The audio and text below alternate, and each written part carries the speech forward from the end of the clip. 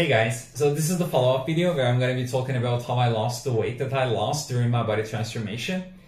First of all, I would like to give you a little bit of my background story, okay? So I started training when I was 17 years old. I had my first dieting down when I was 21. So prior to that, I've never ever seen my abs, like ever. So naturally, I'm not a lean person. I have to pay attention to my calorie intake so that I will be able to keep a lean physique. You know, once you get to that certain physique, you try to keep it, and it's actually more of a struggle than losing the weight. I actually think it that way. It's actually harder to maintain, I think, than losing the weight in the first place. So, but I managed to do that for many years after that. I used to be a certified personal trainer, but I quit anything fitness related about 8 years ago. So after that, of course, I started to gain weight, like quite a bit of it. If you haven't seen my video, I'm gonna put up a card here, so you can go and check that out. You can see how fat I was and how my body went during this transformation. Basically, it's a good visual reference, and also I find this kind of stuff inspirational. So I highly recommend that you go and check that out. Please note that I'm not a doctor nor a medical advisor. If you have like any kind of a pre-existing conditions, please don't see a doctor. YouTube is not the place to look for that advice anyways. And now that you know a little bit more about me, let's start with my nutrition. So when it comes to nutrition, a lot of people make it really complicated for some reason. I know the reason. They're trying to make money, but you know, they try to really make it complicated, which it isn't. Really, it isn't. It all comes down to your calorie intake. Okay, so calories in, calories out, basically, if you haven't heard the term before. But it means that basically, if your body needs, let's say 2000 calories, and if you're eating 1800, well, you have 200 calorie deficit, which is going to eventually lead to losing weight. And if you're eating 2200, then you have an extra 200 calories, which is eventually going to end up making you gain weight. It's simple as that. But during my transformation, I like trying new things, okay? So what I wanted to do was I tried keto this time, and I've done it for 6 months. The entire transformation, I was on a very strict keto diet. So I find keto to be, I think it's like not bad compared to, you know, like some other crazy diets or fad diets, let's say, that happened in the past. So the thing about keto is that it's not my first time doing keto. I've done keto in the past before, like some photo shoots and all that kind of stuff. So, but I've never done it for extended periods of time. And if you're not interested in doing like some kind of a keto diet or, you know, another fad diet, that's also completely fine. But I find keto to be very office friendly. So this is one of the reasons why I wanted to try it for extended periods of time. Keto is very good, you know, if you're working in an office job or if you're a student, because the food, because it's really calorie dense, it doesn't take up too much space, which makes it very easy to carry along. So you just need like a small Tupperware, and you're gonna have like, you know, 1000 calories inside that small box. So I think it's very good for that purpose alone. So I did keto. And after that, to create more deficit, I introduced intermittent fasting. I think they go really well together, intermittent fasting and keto, because while you're eating like high fat food, you tend to, you know, keep satiated for longer periods of time. So I find that they're really suitable when, you know, they mix and match well, basically.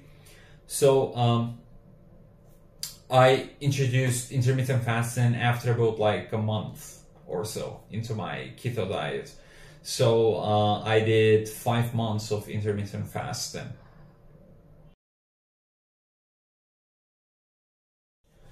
So when it comes to dieting, especially this nutrition kind of stuff, in the past, from my clients and also like from a lot of the people that I've talked to regarding, you know, any kind of dieting, people tend to do these things like a little bit too much, too soon.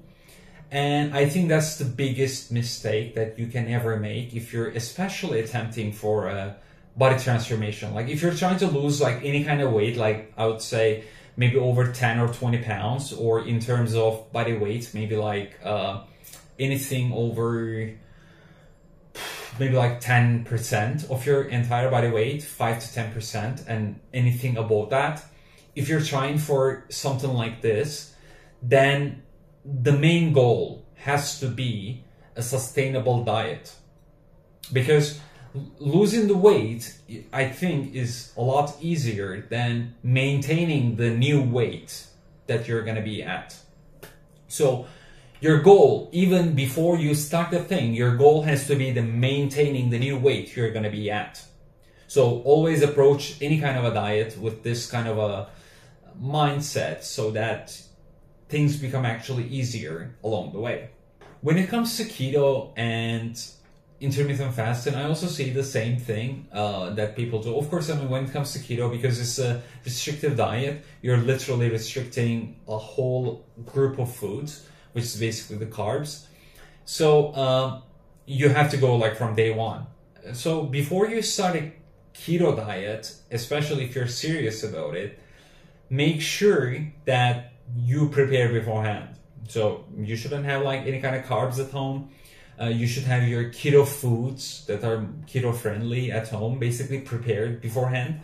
Because once you start keto, I mean, like, you have to be always on keto so that your body will be using your ketones to actually, you know, get the energy needs. So that's one of the most important things about keto. And when it comes to intermittent fasting, this is another type of diet where people make the mistake, I think. They usually start with like right away, 16 hours of fasting, 8 hours of feeding window, or like even more than that, you know, something more like extreme, maybe like, you know, 18 hours of fasting, 6 hours of feeding, or, you know, 24 or whatever. So when I did my intermittent fasting, I took also a very moderate approach. So what I did is that I started with 12 hours fasting, 12 hours feeding. I felt really comfortable after like 3 or 4 days. So I was like, okay, so since I've done it now, 12-12, let's bump it up. So I bumped it up by 2 hours only. I did 14 hours fasting, 8 hours feeding. And then I got accustomed to it as well after a few days.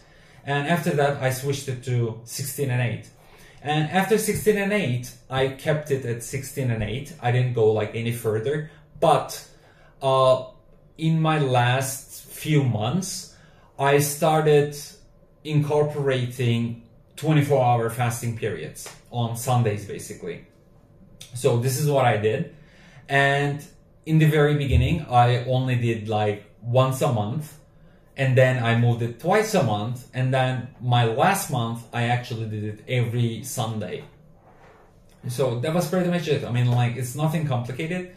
The main goal is, as I said, trying to create caloric deficit to lose the weight. So you can do it by, you know, intermittent fasting. It's also another method. It is not great for building muscle. I don't think it is. But, I mean, it doesn't mean that you're not going to be able to build muscle. I mean, obviously I did, and so that you can as well. So don't complicate things too much. It's not as complicated as it sounds. It's very simple, and you just adjust and, you know, move on.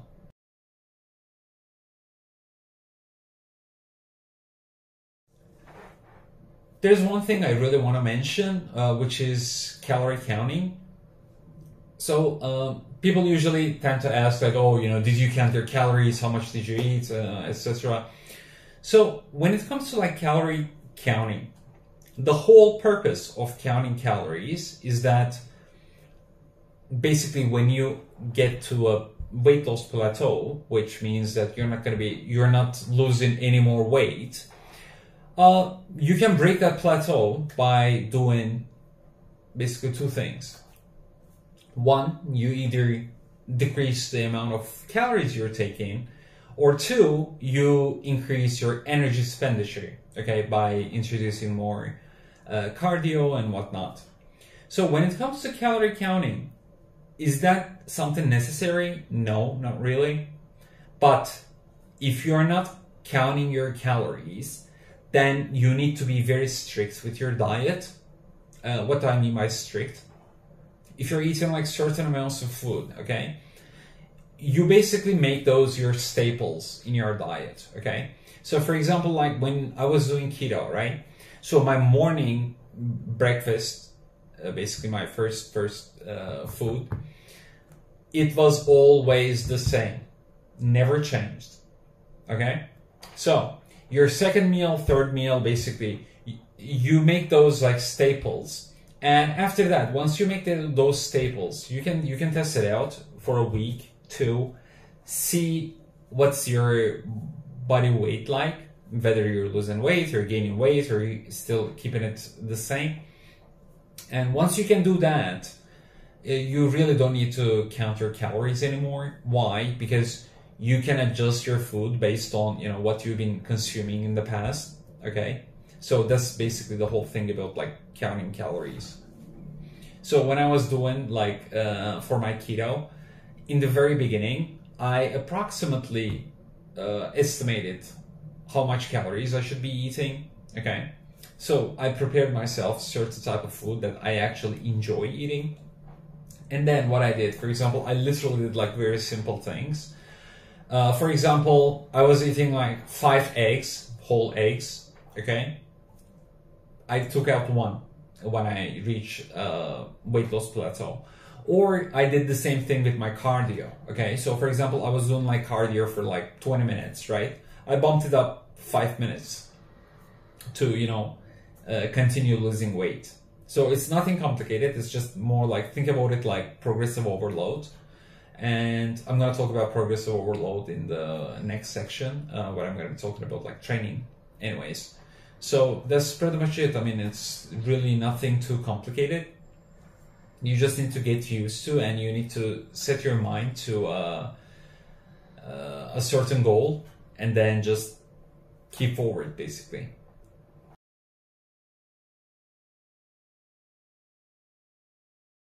So when it comes to training, when I started my weight loss journey, the gyms were closed, so I couldn't go to the gym to train. So I had to do what I had to do basically. I started doing bodyweight training at home. I also did basic calisthenics. And aside from that, I also did Tabata workout for cardio. I find Tabata really enjoyable if I'm at home and I have to basically do cardio at home. Other than that, I normally like taking walks outside or maybe cycling, or even in the gym, like I can still tolerate if I'm listening to like some podcasts or maybe listening to music. I can still do like steady state cardio, but I find it more enjoyable if I'm doing it outside basically. And at home I like doing like Tabata, as I said. So when it comes to cardio, I mean, the most important aspect of cardio is that first of all, it's great for your health, okay? So even if you're not trying to lose weight, I still suggest that you still try and do some form of cardio that you actually enjoy. Because remember, as I said in the very beginning, when you're getting into any kind of a transformation or weight loss or anything, the main goal is to make it sustainable. And once also you're doing like any form of cardio, it's also very important that you enjoy what you're doing. For example, if you enjoy like, let's say swimming or hiking or, you know, whatever. So try to do those because they all help you burn calories, and it's about burning calories in the end. So it doesn't matter what you do to burn those calories, okay? What matters is that if it is sustainable, you're going to be able to do it for longer periods of time and you're not going to get bored of it, okay? So once the gyms were open, I started going to the gym right away. I didn't do anything crazy though. The first week I only did 2 days. I did one upper body and one lower body day. I was extremely sore from the training anyways. And I implement my progressive overload logic to pretty much everything fitness related. So once you start going to the gym and start doing, weightlifting, you don't have to go too crazy. You can just take it as a progressive overload approach. So the first week I only did that 2 days, and then the second week I actually bumped it up to 4 days. And even though I bumped it up to 4 days, I'm also a human being. I couldn't get up on one of the days, so I actually ended up doing 3 days a week. But when it came to third week, I said, okay, now from now on, it's gonna be 6 days a week. So since then, I still go 6 days a week to the gym to do weight training.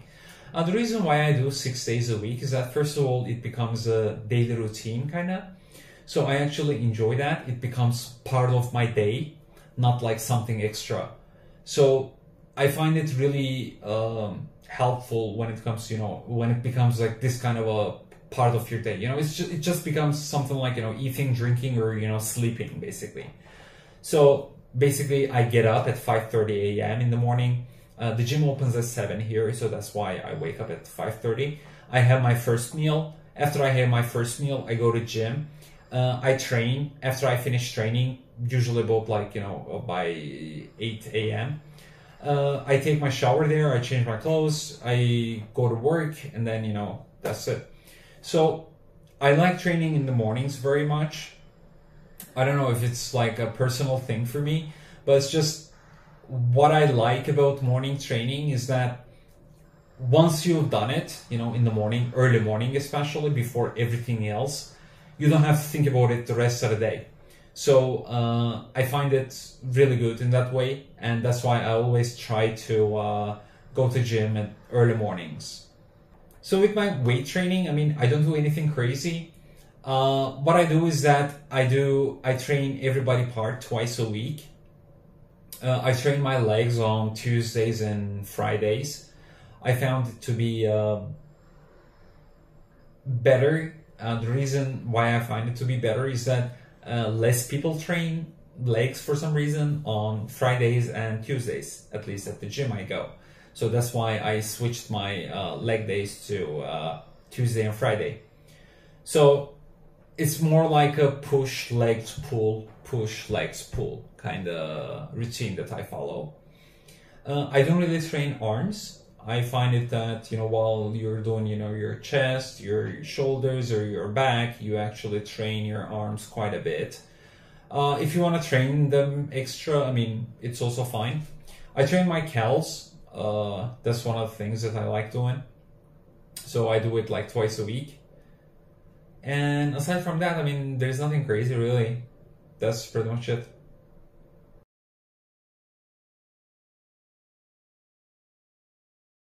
So there is one thing I think it's really important: progressive overload. So when it comes to my weight training, okay, and my cardio the same, I always approach it with a progressive overload mindset.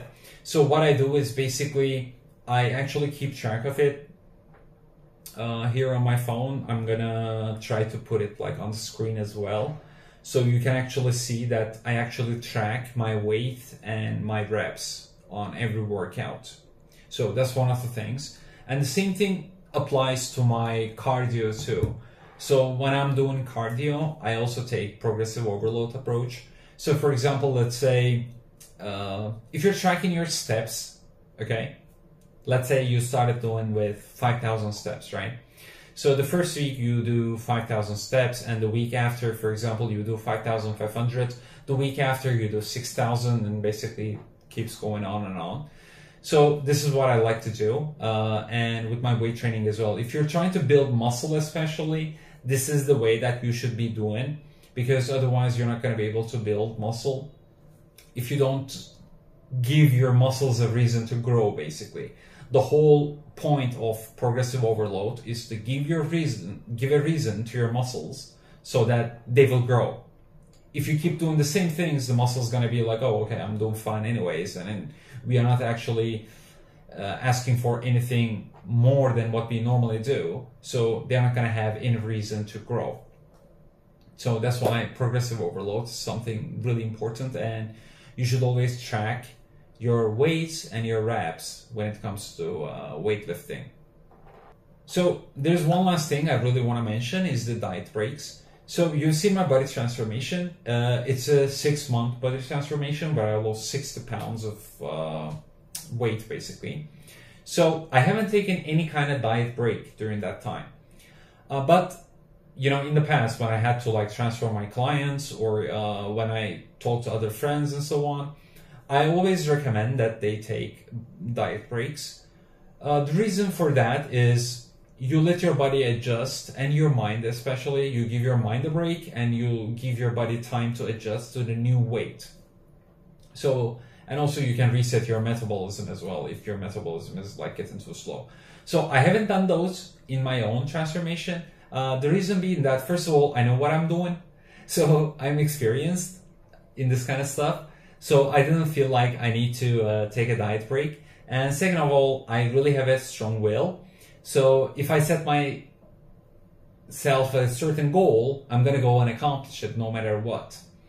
So these are 2 reasons why I haven't done any kind of diet break in my own transformation. But if you're going to attempt to lose more than like, let's say 5% of your body weight, it's suggested that you can do diet breaks.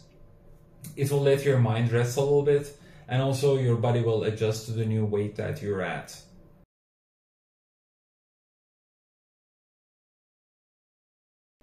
So basically it all comes down to 3 things, I think: consistency, discipline, and moderation. I talk about moderation a lot. It's because, as I said, once you approach any kind of a transformation, the goal is to make it sustainable. That's why approach everything with moderation, whether it's your, losing weight, your cardio, your diet. So if you can nail these 3 things, the rest should be a lot easier. And that's pretty much it. I mean, if you have any other questions, please make sure to comment below. I'll be happy to answer those in future videos. And also, if you liked the video, please give me a thumbs up. And subscribe to this channel. I'm going to be making more videos in the future. And thanks a lot for watching, and I will see you on the next one.